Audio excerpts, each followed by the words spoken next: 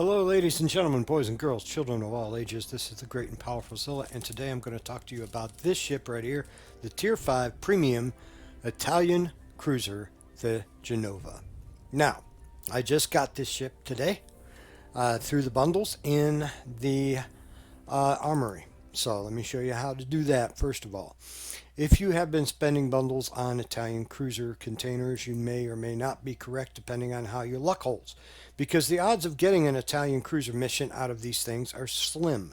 Plus, they're already on the tech tree. You're going to get them eventually if you play through the Italian cruiser line. There's no sense in spending this on this when you're going to get it anyway. Spending real money on these is not that much better. I saw one video where the guy opened 22 containers and got 2 ships out of it. So, your mileage may vary. So you can roll the dice and gamble, or you can just go with these bundles. And that's what I've done. Now, some people get the Genoa first time out. Some people get it like me, and it takes a while. So far, I have gotten all of this out of these bundles.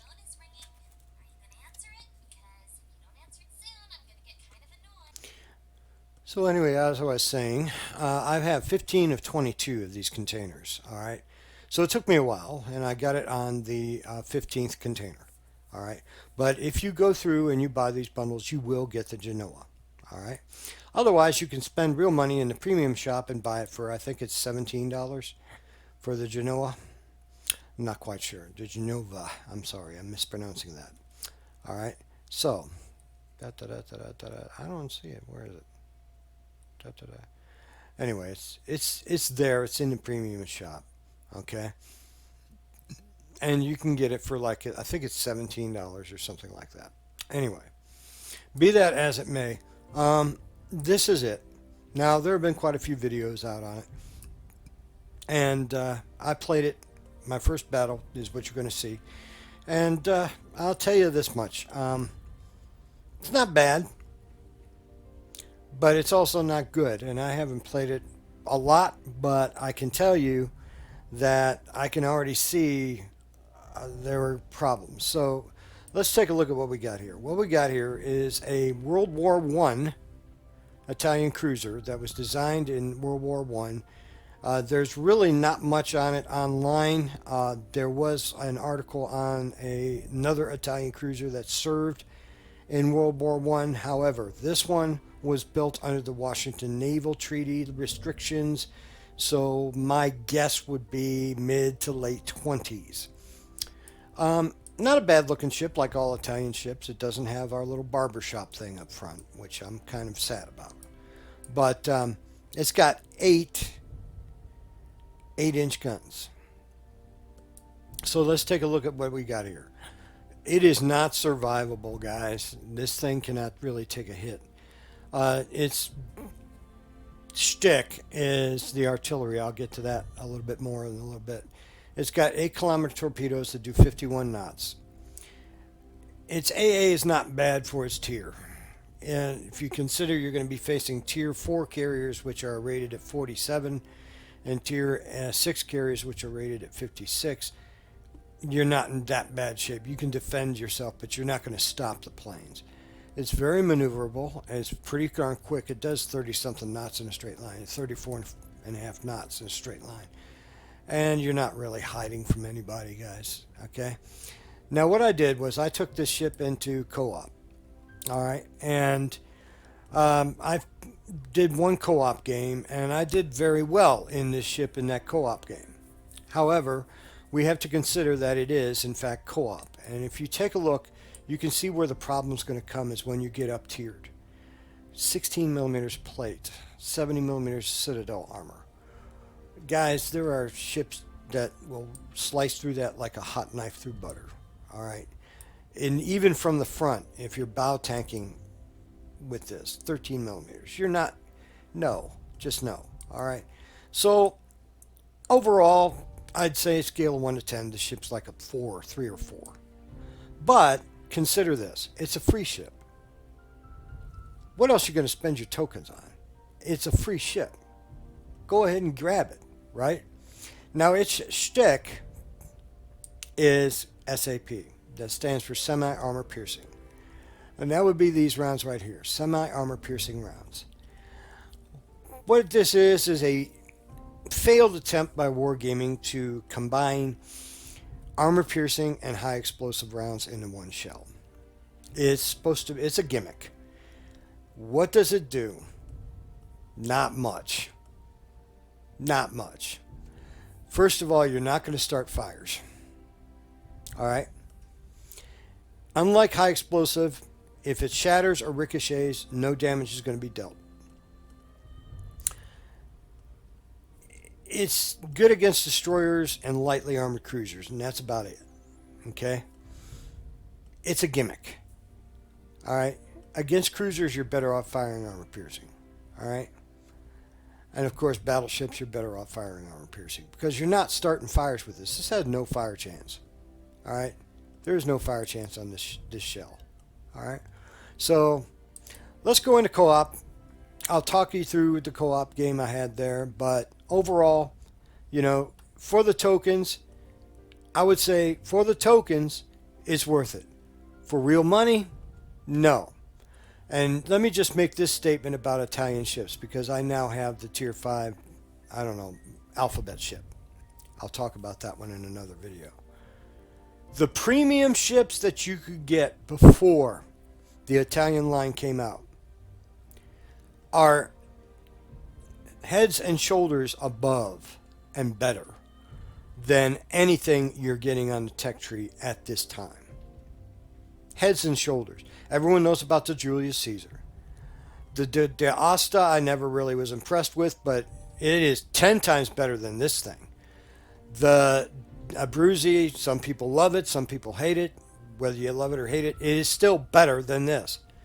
And the Roma, of course, is a battleship. That's apples and oranges. No sense even comparing it. So my point is, when your premium ships in a line are better than the tech tree researchable ships, there's a problem.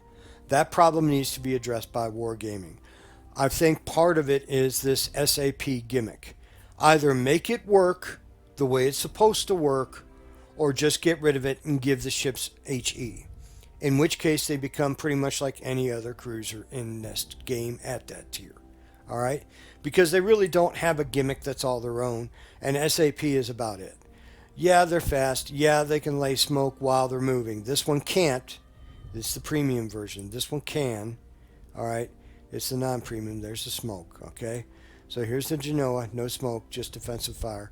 All right, so let's go into game with the Genova. Let's see what we do, and I'll talk to you afterwards. Okay? Bye. Now, I have to tell you, when I first got into this co-op battle, I thought for myself, oh my God, I'm going to die. All right, I'm at the bottom of the tier. There are no destroyers at all. And pretty much everything except the Genova on the other side outclasses me by a pretty wide margin. So I wasn't anticipating anything good happening in this battle, but I wanted to test out what the ship was. Now, most people I've talked to and most people that have reported on it said, well, the ship kind of sucks. And as you'll see, it does, but not in the way you might think. The whole thing is that SAP business that lets the ship down, believe it or not. SAP is a liability, not a blessing for this ship. So I adjust my mini-map to account for the secondaries because I always want to know where my secondaries are. Even though if you're using secondaries in any of these ships, you're probably wrong. But I'm heading on straight down toward, ACAP, and I'm going to see what I can do. Now, straight line distance, 33, 34 knots, pretty darn good. Acceleration, not so much. Maneuverability, it's okay. All right. Also, I might want to mention this as well. When you're playing the Genova, you must, honestly, guys, you pretty much have to get this cruiser because there are 2 directives, or actually there's going to be 4, but right now there's 2 directives that directly involve the Genova, and there's a mission that directly involves the Genova. So if you want to get those things done, you need to have the Genova. After you're done with it, if you don't want the ship anymore, then get rid of it. I hold on to every free ship I get. I'm greedy that way. So I'm going to come across a French cruiser, and I fire SAP, and it bounces, so no damage. I'm also being harassed by the enemy aircraft carrier. So the bot has determined that I must die. So the French cruiser turns broadside to me. I fire SAP. And what happened? Not much. These are 8-inch guns. I did 4,000 damage. Okay. Alright, so we'll do it again. And plus, I gotta remind you about the reload time on these bad boys. 20 seconds? Yeah. It ain't the Des Moines. So I got a couple more hits there on a slightly angled French cruiser, and I see that behind it there is a Italian cruiser. So I'm gonna go ahead and narrow my torpedo spread, and I'm gonna fire off torpedoes with the intention of either making that Italian cruiser go broadside to other ships or run into them. So I switch over to armor piercing, and instantly the results are better. So round and round and round we go, and I'm not dead yet. How about that? Okay. So again, fire again. Try and get a citadel. Got one. Okay. And someone else took him out. Wasn't me. All right. So I'm going after the Trento, which has all Italian ships have the same Achilles heel, which is citadel. All right. So waiting for that reload. That's the most frustrating part, is waiting for that reload. All right. And you can see why players get frustrated, because you're waiting for that reload 20 seconds and you're firing SAP. We ain't doing jack. So you waited 20 seconds for what? Right? Okay, you're better off firing armor piercing against cruisers. So I fired the armor piercing again, looking for another citadel. Didn't get one, got one earlier. Alright? And basically, just tool around. Now you see I'm still at half health, so they haven't made that much of an impact on me. I know that French cruiser is not that bad, even in about the hands of a bot. But here comes a real challenge. There's a Bayern right there. That's a big heavy battleship. What the heck am I going to do against a Bayern, right? So I switch over to SAP, because why not, right? My armor piercing is just going to bounce off his bow anyway, right? So I fire the first salvo of armor piercing, get it out of the gun tubes, reload with SAP, swing it back around, and again, you can see the ship is fairly maneuverable. It doesn't lose a lot of speed in the turn, and it does accelerate fair to middling. I mean, shoot, it's average, right? This ship is underwhelming in just about every way. But what you expect? The Stalingrad? Come on. It's a tier 5 free Italian cruiser that you get for spending your tokens. It's Wargaming's way of saying thank you for playing our game. Alright? If you spend money on this ship, I'm sorry, you're a fool. You are a flat out fool. If you spent 17 bucks on this ship in the premium shop, your mama deserves to slap you. Seriously. I mean, this ship is not worth 20 bucks. In fact, I would suggest that Wargaming pay you to play it, because it's not that great, even though I had a good result in this co-op battle. And again, keep that in mind, co-op battle. So anyway, at the end of the day, what did I get out of this battle? How did we do? Well, I did 58,000 damage, okay? Lots of ribbons, all kinds of objectives done on the bottom. Team score, I was second. How about that? Okay, expected to play the ship sucks. Well, turns out it didn't suck that bad. 123,000 credits. So, it's a good ship for co-op. I'm not quite so sure about random. In the meantime, you guys be good to each other. Have a great, great day. Bye.